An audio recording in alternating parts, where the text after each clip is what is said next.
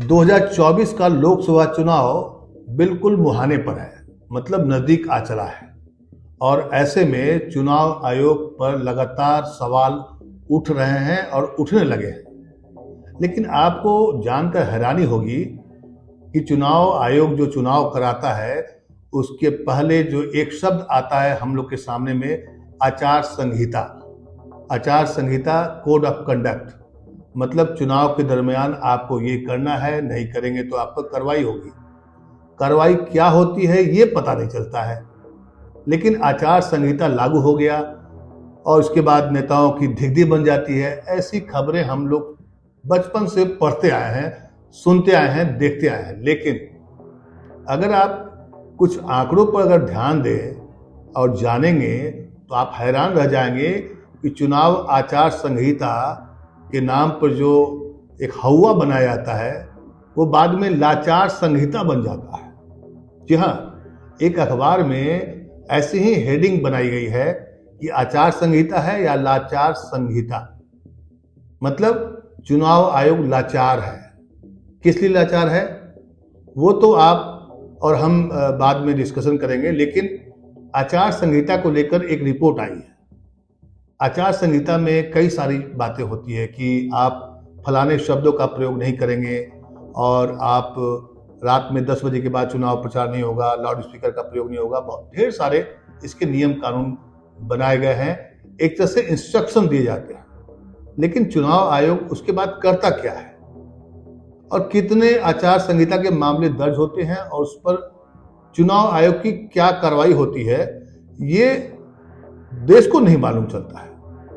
जो एक अखबार में खबर छपी है उसके मुताबिक अभी जो 5 राज्यों में जो चुनाव संपन्न हुए, राजस्थान, मध्य प्रदेश, छत्तीसगढ़, तेलंगाना और मिजोरम, इन राज्यों में जो चुनाव हुए उसमें आचार संहिता के 48,000 शिकायतें प्राप्त हुई। 48,000 कंप्लेंट्स आए चुनाव आयोग के पास आचार संहिता को लेकर के। अब आचार संहिता पर चुनाव आयोग ने क्या फैसला लिया ये बात की बात है। लेकिन आपको मैं कुछ दिलचस्प आंकड़े पढ़ के बताता हूं कि 48,000 शिकायतें मिली, उसमें शराब, ड्रग्स, फ्री बीज, डराने धमकाने से लेकर हेट स्पीच के मामले थे। आयोग को सबसे ज्यादा जो शिकायतें मिली है वो राजस्थान से मिली। राजस्थान में अभी बीजेपी की सरकार बन गई है, वहां 21,000 कंप्लेंट्स आए चुनाव आयोग के पास। और चुनाव आयोग का दावा है, जैसा कि उसके आंकड़े बताते हैं, कि 83%, मतलब 100 में 83 मामले को निष्पादित कर दिया गया, उस पर कार्रवाई की गई, उसको देखा गया। लेकिन 17% छूट गया। अब 17% छूट गया तो उस पर क्या कार्रवाई होगी वो भी एक बड़ा सवाल है। और जो आयोग कहता है, आयोग के मुताबिक, कि 83% शिकायतों का निपटारा तो 100 मिनट, मतलब 1.5-2 घंटे में ही निपटारा कर दिया गया उसका। लेकिन अगर हम बड़े मामले को देखें तो आयोग का दावा खोखला ही दिखाई पड़ता है। ये अखबार भी लिखता है और अक्सर हम लोग देखते आए हैं, जब प्रधानमंत्री का मामला आता है या कोई बड़े नेता का मामला आता है तो वो अखबारों की, टेलीविजन मीडिया की सुर्खियां तो बनती है, लेकिन उस पर कार्रवाई दिखता हुआ नहीं दिखाई पड़ता है। बड़े मामले में चुनाव आयोग का दावा तो खोखला साबित हुआ। इनमें से सिर्फ 12 शिकायतों पर ही आयोग ने आरोपियों को नोटिस जारी किया, मतलब नोटिस जारी कर दिया, समझिए कि अब मामला खत्म हो गया। चुनाव आयोग के अधिकारियों ने भी माना है कि आयोग के पास आदर्श आचार संहिता को लागू करने के लिए कोई कानूनी हथियार नहीं है। मतलब वो नोटिस जारी कर सकती है, लेकिन उस पर कोई बड़ा एक्शन ले, ये चुनाव आयोग के पास अधिकार नहीं है, ऐसा चुनाव आयोग के अधिकारियों का कहना है। और हाल ही में आपको पता है कि संसद में एक नया कानून पारित हो गया है कि अब चुनाव आयोग के जो सदस्य होते हैं या मुख्य चुनाव आयुक्त जो होंगे, उनकी नियुक्ति प्रधानमंत्री और उन्हीं के कैबिनेट का एक व्यक्ति और विपक्ष का एक नेता, यानी 2-1 की बहुमत से प्रधानमंत्री ही तय करेंगे। मतलब ये हुआ कि सत्तारूढ़ पार्टी जो भी सरकार में रहेगी वही व्यक्ति अपने मन मुताबिक अधिकारी का चयन चुनाव आयुक्त के पद पर करेगी और उसी के हिसाब से जाहिर सी बात है इसमें स्वतंत्रता और जो पहले की जो व्यवस्था थी कि एक प्रधानमंत्री, मुख्य न्यायाधीश सुप्रीम कोर्ट के और विपक्ष का नेता, तीन अलग अलग क्षेत्र के लोग होते थे, तो उस वक्त का सिलेक्शन पर सवाल उठना मुनासिब नहीं होता था। लेकिन वो चीज़ें बदल गई हैं। चुनाव आयोग ऐसे भी हमेशा से विवादों में रहा है। अभी हाल में ईवीएम पर जो मामला चल रहा है वो आप देख ही रहे हैं। हालांकि मीडिया में खबरें नहीं आ रही होंगी, लेकिन महमूद प्राचा सुप्रीम कोर्ट के एक बड़े वकील हैं और भानु प्रताप सिंह, वो लगातार इस मुद्दे को उठा रहे हैं और आंदोलन कर रहे हैं, और कल भी उनकी गिरफ्तारी हुई थी। मीडिया में खबरें आपके पास नहीं आएंगी, लेकिन चुनाव आयोग की विश्वसनीयता पर सवाल उठने लगे हैं। और जो आंकड़े आए हैं कि आचार संहिता है या लाचार संहिता, ये भी एक मतलब कि काबिले गौर करने वाली बात है। कार्रवाई क्या करती है चुनाव आयोग? कार्रवाई के नाम पर सिर्फ नोटिस जारी करती है, और मॉडल कोड जो बनता है, जिसको बनाया गया है कि ये आप ये काम नहीं करेंगे, तो उसकी चुनौतियां क्या है मैं आपको समझाता हूं। राजनीतिक पार्टियां सोशल मीडिया पर स्पूफ नकली वीडियो पोस्ट करती है। ये एक नई चुनौती है चुनाव आयोग के आचार संहिता को लेकर। दूसरी चुनौती क्या है? राजनीतिक लाभ के लिए राज्य सरकारों के विज्ञापन इस्तेमाल होने लगे हैं। तीसरी चुनौती है मिस्ड कॉल और इंटरनेट के जरिए प्रचार किए जा रहे हैं। मतलब कि आपको 36 घंटे पहले चुनाव प्रचार बंद हो जाता है, लेकिन आप देखेंगे सोशल मीडिया पर जिस दिन चुनाव हो रहा है उस दिन भी इंटरनेट के जरिए, सोशल मीडिया के माध्यम से वो आचार संहिता का एक तरह से उल्लंघन किया जाता है, उसकी धज्जियां उड़ाई जाती हैं।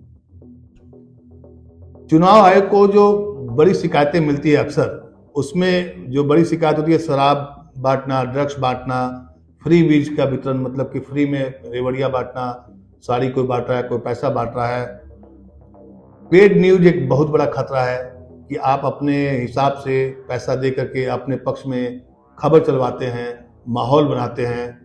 ये एक बड़ा चुनौती आज से नहीं, बहुत पहले से बना हुआ है, और टीएन शेषन के कार्यकाल से ही हम इसको देख रहे हैं, सुन रहे हैं। कई बार ऐसा लगता है कि पेड न्यूज पर पाबंदी लग गई है, लेकिन हाल के दिनों में जो चुनाव हो रहे हैं उसमें पेड न्यूज की मात्रा जो है बढ़ती जा रही है। कौन खबर पेड न्यूज है, कौन खबर पेड न्यूज नहीं है, आप इसका सही आकलन नहीं कर पाएंगे अगर वो टेलीविजन चैनल या मीडिया का घराना अगर आपको बताए नहीं। इसके अलावा जो सबसे बड़ी चुनौती है हेट स्पीच, मतलब किसी के खिलाफ में गंदे से गंदे शब्दों का इस्तेमाल करना और सांप्रदायिक सद्भाव को बिगाड़ने के लिए ऐसा भाषण देना जिससे वोट तो मिल जाएगा, लेकिन उससे सामाजिक सद्भाव की जो स्थिति होती है उसमें ठेस पहुंचती है। ये एक सबसे बड़ी चुनौती है चुनाव आचार संहिता को लेकर। वोटरों का ट्रांसपोर्टेशन, मतलब कि वोट देने जाएगा कोई वोटर, उसको भी वहां से उठा करके लाना, उसके लिए साधन मुहैया कराना, उसके लिए गाड़ी की व्यवस्था करना, ये ऐसी चुनौती है जिसको चुनाव आचार संहिता के अंदर आता है, लेकिन चुनाव आयोग इस पर लगभग कार्रवाई नहीं कर पाता। और हथियार बांधना, कार्रवाई के नाम पर आयोग क्या करती है? तो आपको याद होगा कि तेलंगाना में मंत्री के रूप में केटी रामाराव ने सरकारी संस्था का दौरा किया।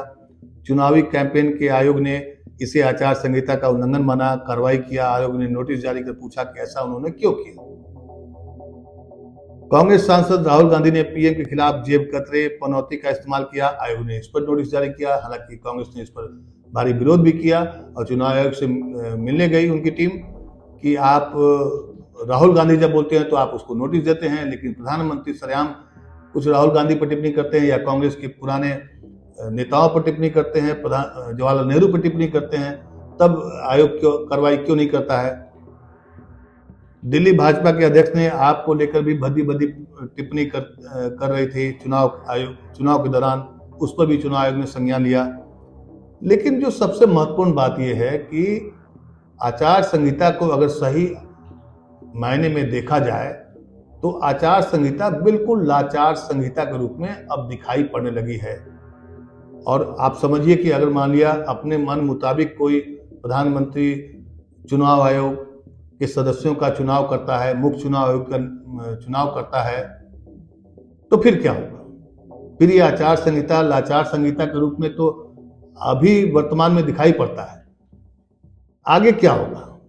क्योंकि ईवीएम को लेकर के देश भर में कई संगठनों ने विरोध किया है, कई ने दावे किए हैं, और सबसे महत्वपूर्ण बात क्या है कि ईवीएम के विरोध पर कुछ विपक्षी पार्टियां चुनाव आयोग से मिलना चाहती थी, लेकिन चुनाव आयोग ने मिलने से ही इनकार कर दिया। चुनाव आयोग अपने आप में मस्त है, वो कह रही है कि हमें ईवीएम पर भरोसा है, और ईवीएम क्योंकि जो बनाती है, जो उसका मेंटेन करती है, हमको उस पर भरोसा है।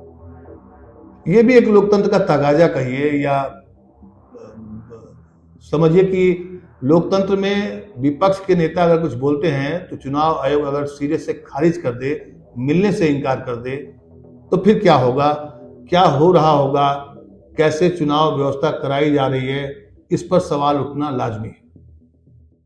खैर, आज का वीडियो हमने बनाया था एक अखबार की रिपोर्ट के आधार पर, जिसमें कि उसने बताया था कि 48,000 शिकायतें मिली चुनाव आयोग के आचार संहिता को लेकर, लेकिन जब उसका विश्लेषण किया गया तो वो आचार संहिता लाचार संहिता दिखाई दिया।